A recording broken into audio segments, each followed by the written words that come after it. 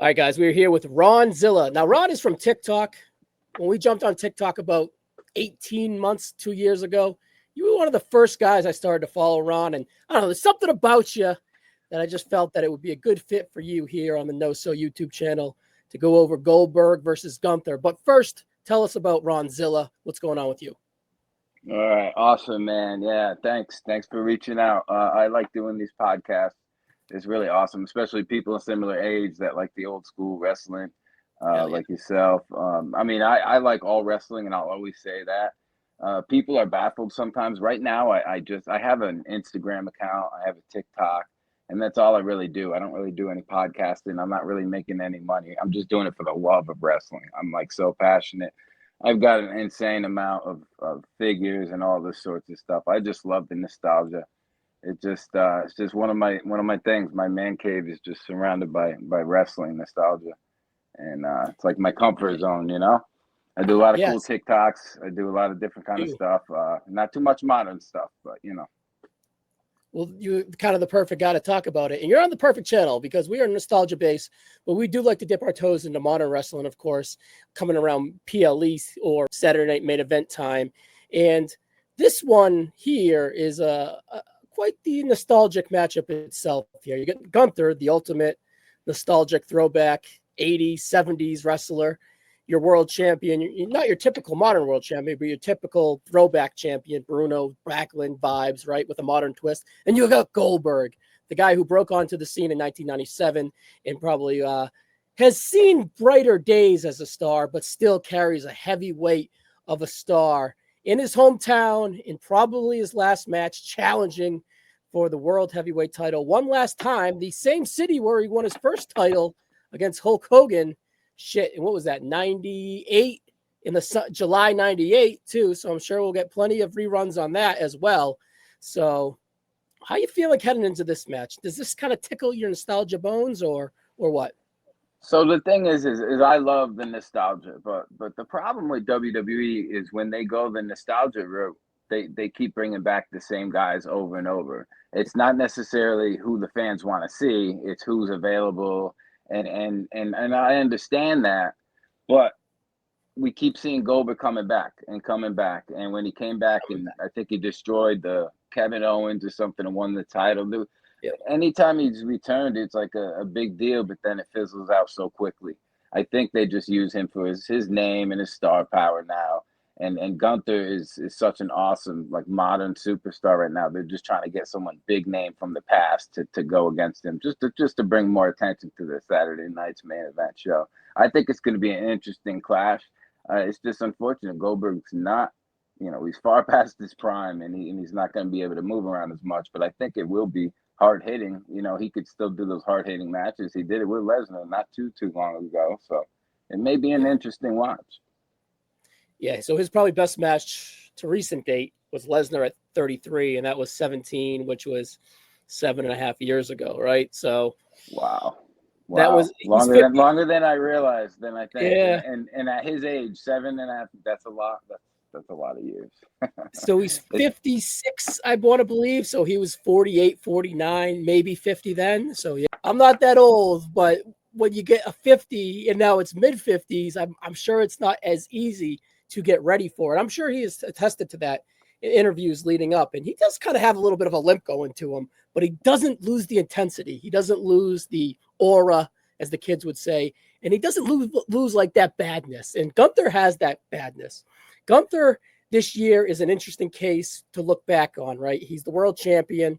He loses it to Jey Uso where he taps out, and then he regains it. But between that, he kind of chokes out Pat McAfee. He has like this mini feud with Michael Cole, and that was kind of to like humanize him in a way, and it was kind of to make sure that this guy's still like a badass. And then he wins like the world title, like I said, and now he's here against Goldberg. Now, I'm not one of those guys that thinks he won the world title because of Goldberg. I think he won the title because something coming up. But I think that Goldberg is a nice kind of bump into whatever that road be. I'm personally not mad at this. I'm intrigued. I think the most interesting word for me is intrigued. I understand what it will be. Saturday Night Main Event is honestly the perfect format for it, where it's heavily commercial based. You can have that long Goldberg entrance, commercial match, post-match commercial, and you're not going to wreck with the flow. We're talking like 7 minutes tops, probably 3, right? So what do you think of the presentation of Saturday Night Main Event, this being the 4th one back, and what do you think of Goldberg being presented on Saturday Night's Main Event, even though it's a WWE thing and he's a WCW guy, but it's kind of still fits, I guess. Yeah, I mean, when I think Saturday Night Main Event, I don't think Goldberg, but No. like I said, I'm all for nostalgia. Uh, I like what you said about the aura, because that's a perfect way to describe Goldberg. He may not have the wrestling skills and the mic skills, but he's got that aura, and he's still got it after all these years. So bringing attention to the match is going to be cool. But as far as Saturday night's Main Event, I'm liking it. I'm digging it. I'd like to see a little more nostalgia, a little more maybe old school interview style stuff thrown in there and whatnot. And one thing I got to say though, and I like seeing Jesse the Body Ventura, but man, that last Saturday night's Main Event he was on, he was obnoxious. He was pretty obnoxious. Yeah, he was pretty brutal in that cage match. I like him on the podium, where he's very rehearsed and it's quick-witted and it's to the point, and they can even do cue cards if they really wanted to. But if they him going out there to call a match and having to kind of learn about the wrestlers, learn about the story going in, and then mixes his own opinion, it just doesn't really fit for nowadays. And his jokes are from are kind of from the 80s, where it was a different time, definitely a different flavor. Like, I'm not easily offended, so whatever he's going to say, I don't care. But he definitely has to like toe a line, so I'm sure he's a little uncomfortable. But when he's kind of like kicking back on the stories, he starts to become a negative. And I love Jesse. I love Jesse from the 80s and whatnot. Right, So, right. Yeah, I agree. Yeah, he was saying one thing. I think it was about going out the door. He kept saying they can't go out the door. They didn't go out the door in the 80s, but he just wouldn't shut up about it. Yeah. Calling the babyface priest like a coward, and it's just like, oh yeah, that's right. Doing everything we know as fans that you shouldn't be doing, but he just kept going at it. It didn't Orndorff and Hogan go over the cage, and like it's just like you touched the floor before to win in the past. So there's it's just keep him with Joe Test on the podium, and I think it's a good fit. I like also nostalgia wise, I like that they rotate different legends in. I think last time we had Tatanka, Liani Kai. Before that, we had Jimmy Hart a bunch of times. We had Tito, one of my favorites from the day. The Hammer, too, we had from the first one. So I like how they kind of rotate those newer legends in. So, those guys get, a final bright light on a Saturday Night Main Event. They've earned that. So I like seeing that. And, to keep it fresh and give them a boost on the autograph scene and whatnot. So I'm glad that they rotate anyone. Have you heard any names for this one coming up, or is it kind of too early to tell as we're like a week out or so? I haven't heard anything. Did they? I don't think they really brought many last show, did they? The last Saturday Night Main Event. They do the crowd in the crowd kind of gimmick. Oh, that's right. Yeah, they don't really do the cameos anymore. I would like to see like some guys that could still maybe go a little bit in the ring, just come out, have a little 2-minute squash. I remember when Sid had returned some time ago, and he was past his prime, but he just came in and beat Heath Slater in like 2 minutes or something. Give the guys a little 2-minute shine. Speaking about minutes, you said Gunther and Goldberg probably go about 7 minutes. I agree. I don't see it going long. I see there's going to be a few big chops. You know what I mean? I bet Goldberg's going to take some chops, maybe deliver some back, and the power moves, the finish attempts, and whatnot. It'd be interesting to see if Goldberg could even get Gunther up in that jackhammer, because he's been struggling putting that move on a lot of guys. That would be quite risky. That's a lot of risk on your golden boy Gunther to have Goldberg to kind of risk that neck on it. I don't know if I would do that. Maybe I think we should stick to the spear. I don't know if I would present Goldberg to do a jackhammer. Gunther's lost some weight, but he's still a pretty thick, strong boy, right? So I don't know if that's called for. Now Goldberg, right? You believe it's his last match? You think it's his last match? What do you think? I think it is going to be, especially you mentioned it's in his hometown, correct? Or is it his new hometown of Atlanta? And mind you, Gage, his son, is going to walk him to the ring. He's announced that too. Oh, okay, that's right. Yeah. He's getting big. His son's getting pretty big, I think. Yeah, he's a college football player. Yeah. I think it's gonna be his last match. I mean, just seeing him walk to the ring, his last appearance walking to the ring, he just looks like he's just yeah, looks like he's got to hang up the boots, and he realizes it too. So, maybe going out there with his son and all that is a good way to go. I think. I don't think he's gonna win. I don't see any point in that. I think Gunther winning back the title was just to keep the thing going with Uso, with Jay. I think the babyface chase is what it's always about. That's where they make money.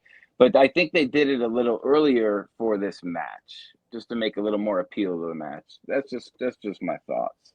Yeah.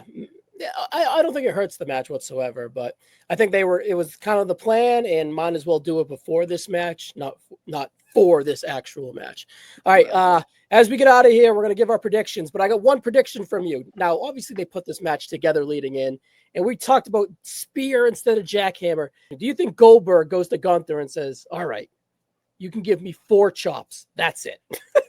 What do you think that number is? Like, you're not chopping the shit out of me. I'm not going to be freaking raw meat after this thing. This is my last match. Do you think Gunther was like, you have 4 chops? Or do you think that he's like, all right, it's my last match. Leave it all out there. Just beat the shit out of me. What do you think Goldberg does with Gunther? I think that's an interesting question. But with Goldberg and how he's always been and kind of an ego-driven guy, I bet he's going to say, just bring it. You know what I mean?